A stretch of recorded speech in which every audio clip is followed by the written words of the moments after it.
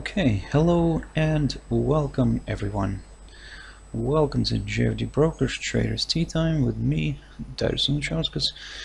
Today is the 4th of October 2018. So welcome everyone.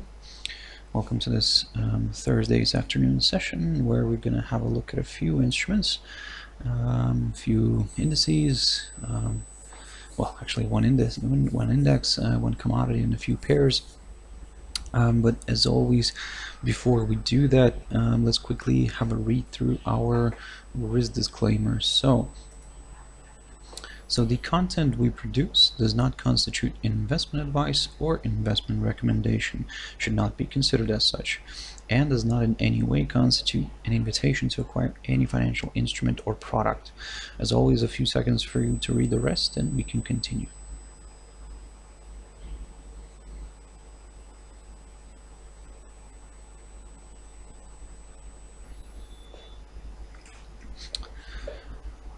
Okay, so let's not waste any more time and let's jump into the charts. Now the first one I want to touch on is the Dow.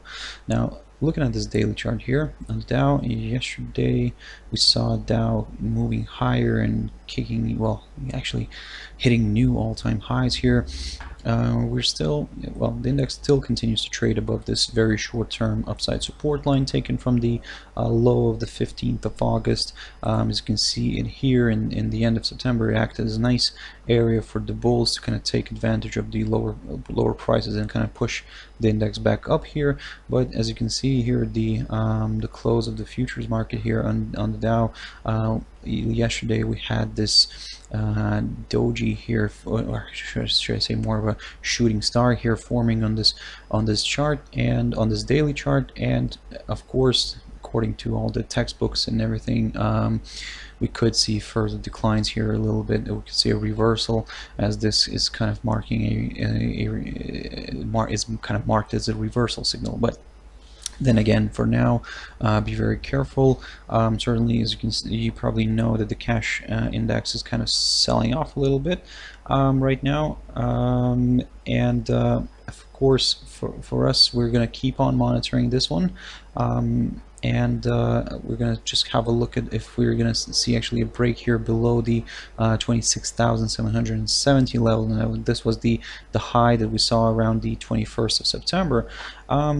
Just to kind of ask you guys if you can hear me okay and you can see the video, because it seems like I'm struggling here with my systems, and I hope it's running okay.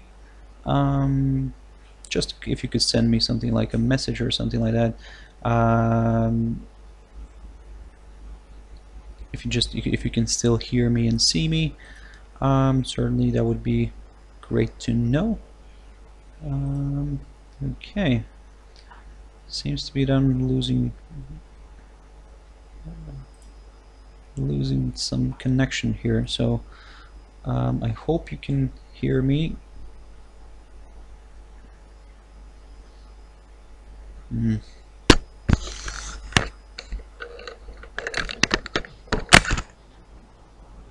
it running?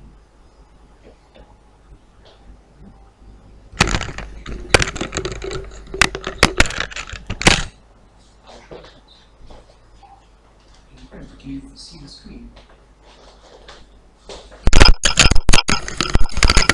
I do apologize for the technical issues a little bit that I'm having here. Right, so actually, sorry guys for this, for the little bit stalling here, but again, let's jump into the charts back again here. So as you can see here on the Dow, we've got this a shooting star formation here forming on the daily chart, as you can see. So in a way, we could maybe expect a bit of correction here back to the downside. As long as this short-term upside support line kind of maintains here, then yep, we could see maybe another move lower where this upside support line could get tested, and then we could maybe make another push higher. Now again, at this point, be very careful still, because even if, let's say, we're gonna get a break here and a close below this upside support line, still in a way, I mean, we could see this one maybe traveling a little bit lower in the end of the day, but again, maybe getting rejected here. This downside could get rejected from this another medium-term upside support line taken from the 28th of June here that we got. So this is another potential area for the bulls to get in if we, of course, if we get a nice move here to the downside. Of course, maybe, like I said, the bulls could pick up on this on these lower prices here that we've got and kind of enter at this point here. But again, let's not over speculate too much.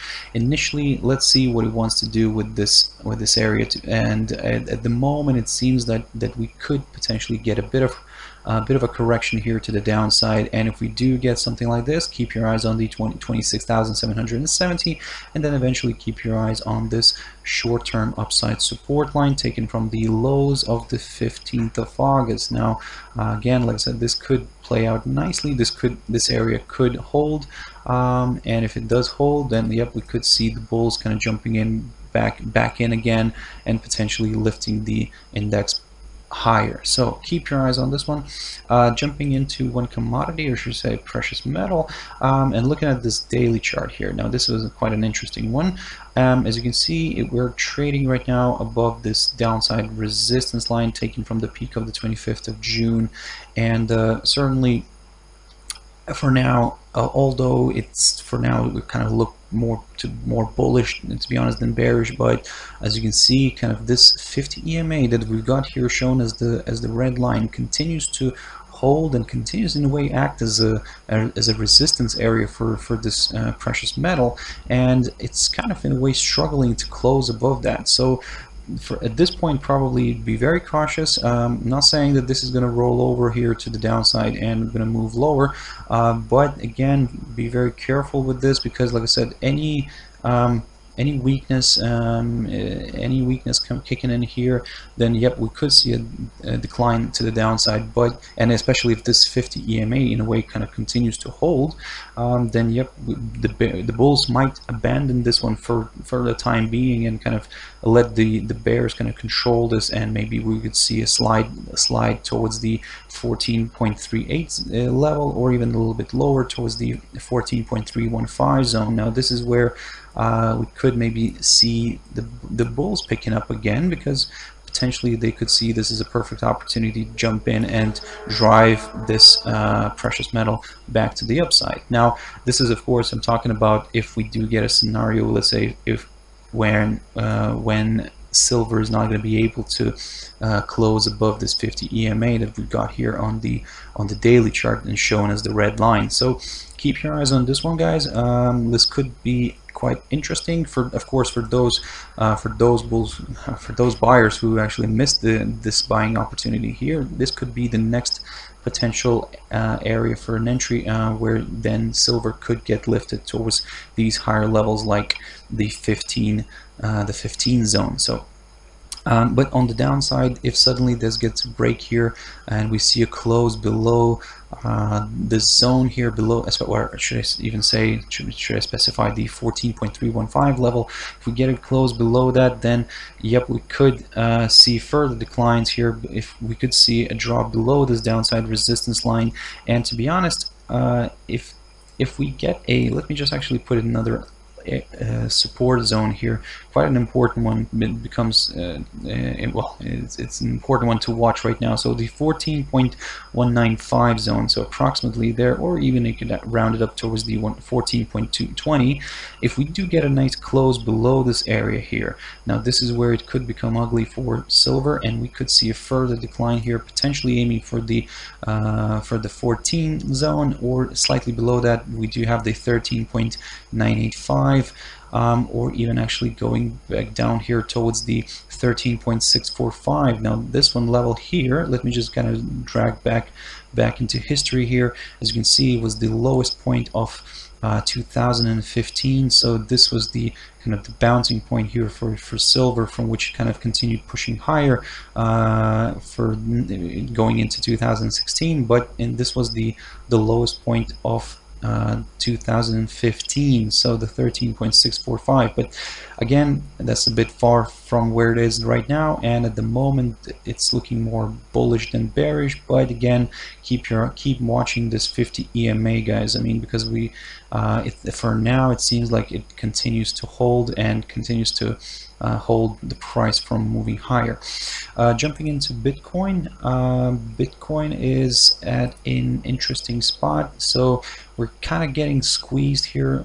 Looking at this daily chart, especially, we're kind of getting squeezed here around, and it seems like it's preparing for a nice good move here. Now, of course, let me get rid of this arrow here, and at the moment we're not going to take any action. We're just going to continue monitoring it and wait and see what it wants to do, because as you can see, it's stuck here between these two lines, between the downside resistance line taken from the peak of the 24th of July and the upside support line taken from the 14th of August. Now, for us to get comfortable, let's say, with the upside here, we would not only need to see a good break and a close above this downside resistance line, but also above this key area of resistance, which is around the 6,800 level. Now, this way, as you can see here in September, this level kind of held nicely the price down from moving higher, and so this is the one. This level becomes the one to watch for now. And again, if we get a nice close above this, this would actually potentially could not only place this this crypto above the key area, this key resistance area, but also above this 100 EMA that we've got here running as the green line here. So keep your eyes on that one. We could potentially see something interesting happening here in Bitcoin soon, but like I said, for us it's not enough to see just a close above this downside resistance line. We would also need to see a good close above the 6,800 level. On the downside, again, similar story. We need to get a close below this upside support line, and of course then maybe a nice good close below this little level right here, and that's around the 6,330 mark. So approximately there, a good close below that could potentially open the path towards the 6,120, which was marked here by the lows of the 8th of September. And if that doesn't hold, well, like I said, this could end up moving towards the lows that we saw around August time, and this was approximately around the 5,860 level. So around there, of course. So keep your eyes on this area right now where the crypto sits. Certainly, like I said, we're in a way waiting for a bigger move here, as looking at this, because like I said, it's kind of in a way looking like it's getting squeezed here right now. So eventually it has to kind of pop here either to the upside or break to the downside. Jumping into a few pairs now, the one that I wanted to show you is the euro dollar. So, and of course it's being on the news that finally it's kind of gaining strength, and as you can see, after kind of 6 days in a row, six days of closing in the red, finally the euro dollar is kind of gaining some momentum here and gaining some strength, and it's at the moment it's shifting towards its key area of resistance here, marked by the lows of the 10th of September, and that's approximately around the 115.25 zone. So keep your eyes on that one. Certainly the day is not finished yet.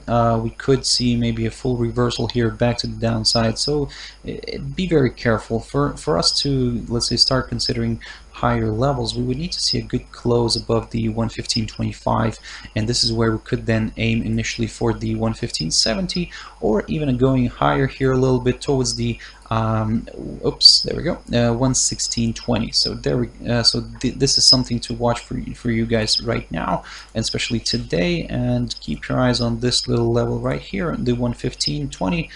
Let's see how this day is gonna evolve, and how it closes here, and where exactly does the euro dollar close in relation to this 115.25 zone. So keep your eyes on that. looking at the GBPCHF, and this is another one. For this one, I need to jump into a 4-hour chart, and of course, this is just an idea, guys. So something to keep an eye on. So we've got this, in a way, a rising veg formation, but again, the upside here, the could be maybe a little bit of a more tentative line here. So don't really kind of stick too much to this idea, but just have it in the back of your head somewhere. So basically, in a way, we are continuing to climb higher here after this sharp reversal that we saw on the 21st of September. Since then, kind of the GBPCHF continued to push higher and continue to climb, and we're now testing the 129 zone. Certainly, if it continues to push higher, keep your eyes on this, well, the so-called upper bound of the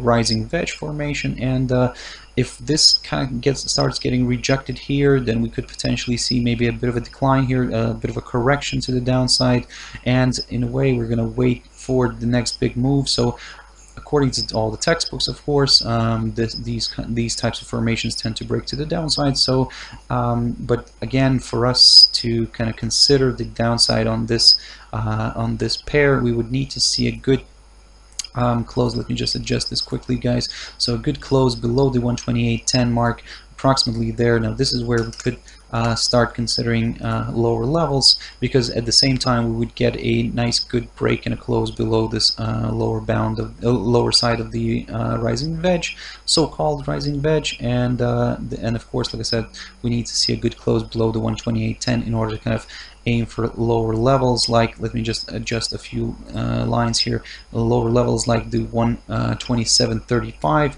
and or even actually towards the 126.90 zone, so approximately there. So could be a good potential area to watch, but again, for now, this is what's in regards to the downside. But for the upside, again, keep on watching this this formation. Potentially could work out, and like I said, if we do see the pair stalling here around this upper side of the veg, then yep, we could eventually get a confirmation here that it is definitely a veg, and we could maybe see a bit of a decline here to the downside. So keep your eyes on that one.